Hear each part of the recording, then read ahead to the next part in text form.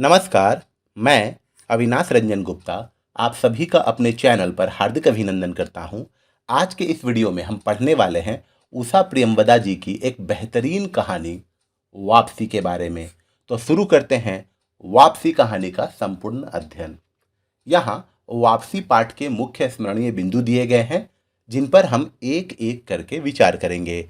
सबसे पहले हम लोग उद्देश्य पर विचार कर लेते हैं। देखिए, इस कहानी को पढ़ने के बाद हमें पता चलेगा कि संवेदनशीलता का शून्य पर आ जाना आज के दौर में स्वाभाविक सी बात हो गई है। संवेदनशीलता अर्थात इमोशंस शून्य पर आ चुके हैं। स्वाभिमान के खंडित होने की दशा अर्थात जब किसी व्यक्ति का स्वाभिमान खंडित होता है या उसका अहम आहत होता है तो उसे कैसा लगता है, इस बात की जानकारी हम लोगों को मिलेगी। मतलबियों की बढ़ती संख्या अर्थात इस दुनिया में स्वार्थी लोगों की संख्या दिन प्रतिदिन बढ़ती ही जा रही है। समाज की सच्चाई से रूबरू हो सकेंगे। समाज की सच्चाई ये है कि जब तक आप देने वाले रहते हैं तब तक लोग आपकी इज्जत, आपकी कुशल क्षेम की कामना करते रहते हैं, लेकिन जब आप विधाता बनने की कोशिश करते हैं तब आप एक तरफ धकिया दिए जाते हैं। वापसी के दो अर्थों का बोध अर्थात इस कहानी का शीर्षक है वापसी, और वापसी के दो अर्थों के बोध का हमें इस कहानी में पता चलेगा। अपनों के बीच परायेपन का एहसास, ये सबसे तिक्त अनुभव होता है, सबसे एम्बिटर एक्सपीरियंस होता है जब आप अपनों के बीच परायेपन को महसूस करते हैं। अब आ जाते हैं हम लोग लेखिका परिचय पर। उषा प्रियंवदा जी का जन्म 1930 में कानपुर में होता है। उषा प्रियंवदा जी अंग्रेजी और हिंदी दोनों में समान रूप से लिखती हैं। उन्होंने उपन्यास और कहानियां दोनों लिखे हैं। 55 खंभे लाल दीवारें तथा रुकोगी नहीं राधिका उनके बहुचर्चित उपन्यास हैं। वे आजकल विदेश में रहकर अध्यापन कार्य कर रही हैं। उनका कहना है कि विदेश में रहकर हिंदी लेखन के माध्यम से वे भारत से जुड़ी रहती हैं। वे अत्यंत संवेदनशील कलाकार हैं। उनकी कहानी अनुभूति जन्य है अर्थात एक्सपीरियंस पर बेस्ड होती हैं। अपने लेखन के संबंध में उन्होंने कहा है, मेरी कहानियों के पीछे एक बीज जरूर होता है, एक विचार, एक इमेज, एक अनुभव या एक अनुभूति का। आप सहज अनुभूति जन्य होने के कारण अकृत्रिमता से दूर कला का मनोरम रूप प्रस्तुत करती हैं तथा यह कलापूर्ण सहजता ही उनकी कहानियों को हृदयस्पर्शी बनाती है। आप स्वातंत्र्योत्तर हिंदी कथा साहित्य की श्रेष्ठ लेखिका हैं। अब हम लोग आ जाते हैं कथासार पर अर्थात इस कहानी को हम लोग ब्रीफली समझने वाले हैं। आप अपनी आंखें बंद कीजिए और ध्यान से इस कहानी को सुनिए ताकि ये पाठ आपके दिमाग में, आपके मस्तिष्क में अच्छी तरह अंकित हो जाए। 35 वर्ष के लंबे अंतराल तक रेलवे में नौकरी करने के बाद गजाधर बाबू सेवानिवृत्त होकर घर लौटते हैं, लेकिन परिवार से लंबी अनुपस्थिति उन्हें परिवार के ढांचे से बाहर कर देती है। परिवार में आने की जिस सुखद जीवन की कल्पना उन्होंने की थी, वही परिवार उन्हें एक अवांछित बोझ महसूस करता है। स्वभाव से बहुत स्नेही व्यक्ति गजाधर बाबू ने नौकरी के उन 35 वर्षों को अपने परिवार के हित में अधिकांश समय स्टेशनों पर अकेले रहकर काटा था। उनके अकेले क्षणों में ही उन्होंने परिवार के साथ रहने की मधुर कल्पना की थी। उसी उत्साह से जब वह लौट कर आते हैं तो उस छोटे से घर में ऐसी व्यवस्था हो चुकी थी कि उसमें गजाधर बाबू के रहने का कोई स्थान न बचा था। जैसे किसी मेहमान के लिए कुछ अस्थायी प्रबंध कर दिया जाता है, उसी प्रकार बैठक में कुर्सियों को दीवार से सटाकर बीच में गजाधर बाबू के लिए पतली सी चारपाई डाल दी गई थी। कहने भर को पत्नी के पास अंदर एक छोटा कमरा जरूर था, पर वह भी घर के सामान से भरा रहता था। गजाधर बाबू परिवार को अपने ढंग से देखना चाहते हैं और परिवार है कि उनका कैसा भी दखल सहन नहीं करता। उनकी पत्नी, बेटा, बहू, बेटी सभी को लगता है बाबूजी हर चीज में दखल देते हैं। सभी उनके विचारों का खंडन करते हैं और उन्हें अस्तित्वहीन कर देते हैं। अपने घर में गजाधर बाबू की क्या स्थिति है, उनकी चारपाई जैसे उस स्थिति को स्पष्ट करती है। कुछ दिन तो वह चारपाई बैठक में पड़ी रही, फिर एक दिन पत्नी के उसी छोटे से कमरे में डाल दी जाती है। परिवार में एक और आर्थिक तंगी, लड़कों बेटी और बहू का उपेक्षापूर्ण रवैया, उनके आदेशों और सुझावों के प्रति रूखापन, घर के खर्च को लेकर चिंता करते पति पत्नी, उनके बीच अपने अपने ढंग से जीने के इच्छुक बच्चे, ऐसे में अमर के अलग रहने का प्रस्ताव अपने ही परिवार में असंगत एवं विस्थापित जिंदगी जीते गजाधर बाबू को इस बात का एहसास कराते हैं कि वह जिंदगी द्वारा ठगे गए हैं। उन्होंने जो कुछ चाहा उसमें से एक बूंद भी ना मिला। अचानक ही उनका यह निर्णय कि अब घर की किसी बात में दखल ना देंगे, अपने ही घर में परदेसी की तरह पड़े रहेंगे, और उस दिन के बाद सचमुच गजाधर बाबू कुछ नहीं बोले। हताशा और विवशता से लिए गए अपने निर्णय को वह व्यवहार में लाते हैं। इस परिवर्तन को भले ही घर के अन्य लोग अनदेखा करें, लेकिन उन्हें सबसे बड़ा गम यह था कि उनकी पत्नी ने भी उनमें कुछ परिवर्तन लक्ष्य नहीं किया। उनका अहम फिर चोट खाता है। उनका आहत अहम यह अनुभव करता है कि वह पत्नी और बच्चों के लिए केवल धनोपार्जन के निमित्त मात्र हैं। उनकी पत्नी तक का उनके प्रति बदलता रवैया उन्हें कहीं गहरे पीड़ा बोध का एहसास देता है। पत्नी से सर्वथा उपेक्षित भाव गजाधर बाबू को पलायन की ओर उन्मुख करता है। अपनों से परायेपन की स्थिति में वह एक नई नौकरी खोज लेते हैं और अपना घर छोड़कर बाहर जाने का निर्णय करते हैं। गजाधर बाबू चाहते हैं कि उनकी पत्नी भी उसके साथ चले, लेकिन उनके इस प्रस्ताव से पत्नी का सकपका जाना और यह कहना, मैं चलूंगी तो यहाँ का क्या होगा, इतनी बड़ी गृहस्थी, फिर सयानी लड़की, उन्हें गहरे तक आहत करता है। पत्नी उस बड़ी गृहस्थी और स्वतंत्र रुचि संतानों के साथ रहना पसंद करती है। अस्वीकृत और बहिष्कृत हो जाने की स्थिति को कहानी की अंतिम अभिव्यक्ति और उजागर करती है, जब उसकी पत्नी अपने बेटे नरेंद्र से कहती है, अरे नरेंद्र, बाबूजी की चारपाई कमरे से निकाल दे, उसमें चलने तक की जगह नहीं। कहानी में आदमी की अंतरंगता का साक्षात्कार न कराकर आदमी के ही अनुपस्थित हो जाने का बोध कराती है। तो ये था इस कहानी का कथासार। अब हम लोग आ जाते हैं अगले बिंदु पर, और हमारा अगला बिंदु है कथानक की समीक्षा, अर्थात कहानी का जो प्लॉट है उसकी समीक्षा। देखिए, शॉर्ट में अगर बोला जाए तो गजाधर बाबू 35 वर्ष रेलवे में नौकरी करने के बाद रिटायर होकर अपने घर जाते हैं चैन का जीवन बिताने। 35 वर्ष तो काम तथा तबादलों के धक्कापेल में बीते थे। नौकरी के दौरान उन्होंने अनुभव किया था कि उनके बच्चे और पत्नी उनका बड़ा सम्मान और बड़ी सेवा करते हैं, परंतु रिटायर होकर अपने घर आने के बाद उनकी यह खुशी क्षणिक ही रहती है। वे अनुभव करते हैं कि वे घर के लिए एक अनचाहे मेहमान हैं। पुत्र पुत्री, पुत्रवधू सभी उनसे कटते हैं। पत्नी काम धंधों में व्यस्त रहती है। इस असहाय स्थिति से ऊब कर वे नई नौकरी खोजते हैं और पुनः अकेले घर छोड़कर चले जाते हैं। गजाधर बाबू के जीवन की विडंबना हमारे आधुनिक मध्यवर्गीय समाज पर ऐसा व्यंग्य है कि वह हमारी आस्था को हिला देती है।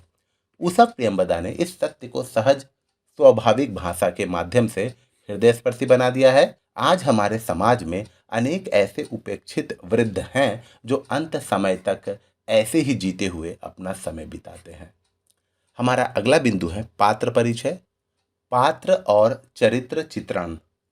गजाधर बाबू। गजाधर बाबू कहानी के केंद्रीय पात्र हैं और स्वभाव से बड़े ही स्नेही हैं। अपना सारा जीवन उन्होंने अपने परिवार के भरण पोषण में लगा दिया है और अब सेवानिवृत्त होने के बाद अपने परिवार के साथ अपना शेष जीवन बिताना चाहते हैं। पर उनके परिवार के सदस्य उन्हें बोझ मानने लगे हैं। उनकी पत्नी से भी उन्हें उपेक्षा ही प्राप्त होती है। गजाधर की पत्नी, ये कहने को तो गजाधर बाबू की पत्नी है और उनके नाम का सिंदूर अपने मांग में भरती है, पर पूर्ण रूप से ये अपने बच्चों के प्रति समर्पित हो चुकी है।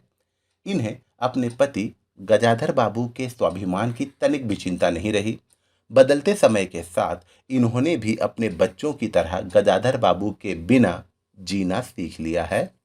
गणेशी। रेलवे में कार्य करने के दौरान गजाधर बाबू का सहायक, जिसने पूरी निष्ठा से गजाधर बाबू की सेवा की और उन्हें अपना अभिभावक मानता है। अमर उनका बड़ा बेटा जिसकी शादी हो चुकी है और वह अपनी पत्नी के रंग में पूरी तरह से डूब चुका है। वह अपने पिता के दखलंदाजी को स्वीकार नहीं कर पाता और अलग रहने का प्रस्ताव भी अपने माँ के सामने रखता है। बसंती गजाधर बाबू की बेटी जो काफी उच्छृंखल हो चुकी है, माँ के मना करने पर भी वह पड़ोस में शीला के यहाँ जाती है जहाँ बड़े बड़े लड़के हैं। जब उसे खाना बनाने के लिए कहा जाता है तो वह जानबूझकर ऐसा खाना बनाती है कि उसे दोबारा खाना बनाने को ना कहा जाए। अब आते हैं नरेंद्र पर। नरेंद्र गजाधर बाबू का दूसरा बेटा जो पढ़ाई कर रहा है और जब पिताजी को सेठ रामजी लाल के चीनी मिल में नौकरी मिल जाती है तो नरेंद्र उनका सामान बड़ी तत्परता से बांध देता है। कांति कांति इस कहानी में गौण भूमिका में है, उसका केवल नाम आया है और ये गजाधर बाबू की बड़ी बेटी है और उसकी शादी हो चुकी है। तो ये थे इस कहानी के पात्र। अब हम लोग आ जाते हैं चारपाई और गजाधर बाबू के सामंजस्य पर। देखिए, चारपाई को ऐसे सांकेतिक चित्रात्मक धरातल पर कहानी में प्रस्तुत किया है जैसे वह उस घर में गजाधर बाबू की स्थिति का आभास कराती है। अर्थात चारपाई और गजाधर बाबू लगभग लगभग सेम ही स्थिति में है। पहले चारपाई का बैठक में पड़ा रहना, जैसे किसी मेहमान के लिए कुछ अस्थायी प्रबंध कर दिया जाता है।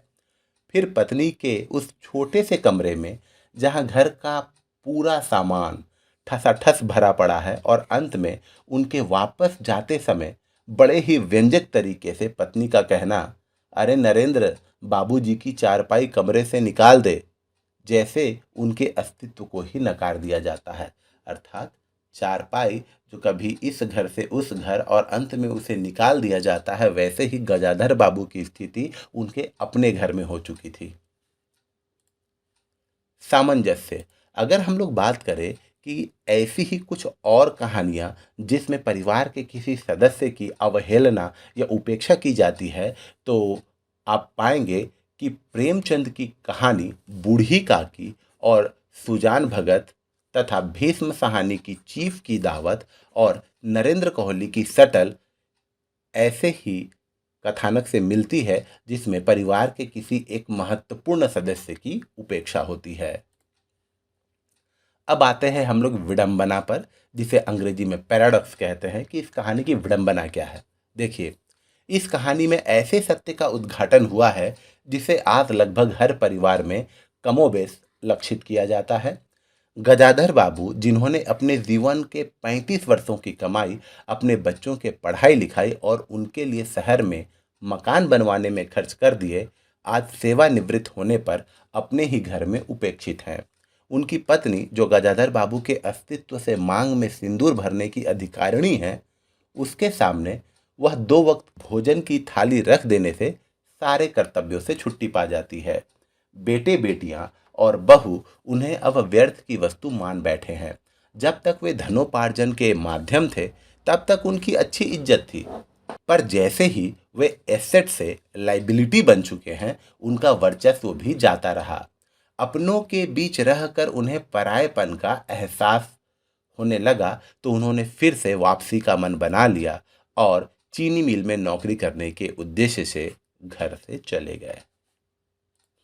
अब आ जाते हैं हम लोग सार्थकता पर, अर्थात वापसी शीर्षक की सार्थकता पर। देखिए, कहानी का शीर्षक वापसी अपने में 2 अर्थ लिए हुए है, परंतु यह पाठकों की विचारधारा पर निर्भर है कि वो किस संदर्भ में वापसी का अर्थ स्वीकार करते हैं। पहला अर्थ वापसी का तो यह है कि 35 वर्षों के बाद गजाधर बाबू सेवानिवृत्त होकर अपने परिवार में वापसी करेंगे।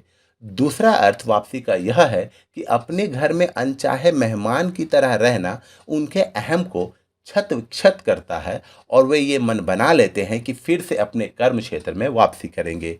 तो यहाँ पर हम लोग देख रहे हैं वापसी के 2 अर्थ है, या तो वो अपने घर में वापसी करेंगे या फिर से अपने कर्म क्षेत्र में वापसी करेंगे।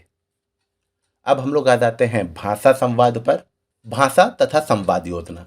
देखिए, इस पाठ में सरल, सहज और व्यवहारिक भाषा का प्रयोग हुआ है और जहां तक संवाद योजना की बात है वह तो इस कथा की जान है। उदाहरण के लिए देखिए, नरेंद्र ने थाली सरका कर कहा, मैं ऐसा खाना नहीं खा सकता।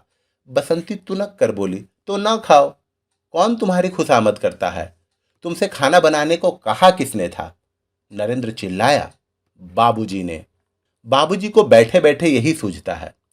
इस संवाद से पात्रों की मन स्थिति का परिचय सहज रूप से ही हो जाता है कि नरेंद्र और नरेंद्र के साथ साथ अन्य परिवार वाले बाबूजी को अब बोझ मानने लगे हैं। अब हम लोग आ जाते हैं निष्कर्ष पर। प्रस्तुत कहानी बदलती परिस्थितियों में बदलते पारिवारिक संबंधों पर आधारित है। यह प्रवृत्ति व्यक्ति के परस्पर संबंधों में दरार उत्पन्न करती है। पुरानी और नई पीढ़ी का संघर्ष, पति और पत्नी, पिता और पुत्र, भाई और बहनों के संबंधों की टूटन और शिथिलता परिलक्षित होती है। बौद्धिक विकास, पाश्चात्य सभ्यता और संस्कृति का क्रेज, दिनों दिन जीवन में संघर्ष की बढ़ोतरी, आत्म केंद्रित चिंतन आदि के कारण पुरानी मान्यताएं और लिहाज समाप्त हो रही हैं। अब जिंदगी का यही उसूल बन गया है कि दाता बने रहोगे तो पूछे जाओगे, और जैसे ही विधाता बनने की सोचोगे तो धकिया दिए जाओगे, जैसा कि इस पाठ में गजाधर बाबू के साथ हुआ।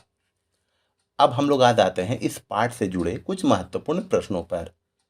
तो देखिए, गजाधर बाबू कौन थे और उनकी क्या इच्छा थी? तो गजाधर बाबू रेलवे के एक कर्मचारी थे और उनकी दिली इच्छा थी कि रिटायरमेंट के बाद वो अपना शेष जीवन अपने बच्चों के साथ, अपने परिवार के साथ बिताएंगे। वापसी का अर्थ इस पाठ में कितने अर्थों में लिया गया है? दो अर्थों में लिया गया है। एक तो घर में वापसी या फिर से अपने कर्म क्षेत्र में वापसी। गणेशी कौन था? वह किसका बिस्तर बांध रहा था? गणेशी गजाधर बाबू का सहायक था जब वो रेलवे में कार्यरत थे, और वो रिटायरमेंट के दिन गजाधर बाबू का ही बिस्तर बांध रहा था। गजाधर बाबू को अकेले क्यों रहना पड़ता था? गजाधर बाबू की अधिकतर जो पोस्टिंग होती थी वो छोटे मोटे रेलवे स्टेशन पर होती थी, इसलिए उन्हें अकेले रहना पड़ता था। क्योंकि अगर वो बड़े रेलवे स्टेशन पर पोस्टेड होते तो अपने बच्चों को अपने साथ रखते और अच्छी शिक्षा दे सकते थे। चूंकि छोटे स्टेशन पर रहते थे, स्कूल की शिक्षा की उतनी उत्तम व्यवस्था न होने के कारण उन्हें अकेले रहना पड़ता था। गजाधर बाबू को अपनी पत्नी की कौन सी बातें याद आती हैं? अपनी पत्नी की बहुत सारी बातें याद आती हैं। जैसे जब तक वो रेलवे का काम पूरा करके घर ना चले जाते थे, उनकी पत्नी उनकी राह तकती थी, उनके लिए गर्मा गर्म रोटियां बनाया करती थी, उनसे बातें किया करती थी। लेकिन ये तो अब गुजरी वक्त की बातें हो चुकी है। गजाधर बाबू के आने से पहले अमर ने अलग होने की बात क्यों नहीं सोची थी? गजाधर बाबू 35 वर्षों के बाद जब परमानेंटली रहने के लिए अपने घर में आए तो उनकी दखलंदाजी से अमर को चिढ़ होने लगी और उसने अलग हो जाने के प्रस्ताव को अपनी मां के सामने पेश किया।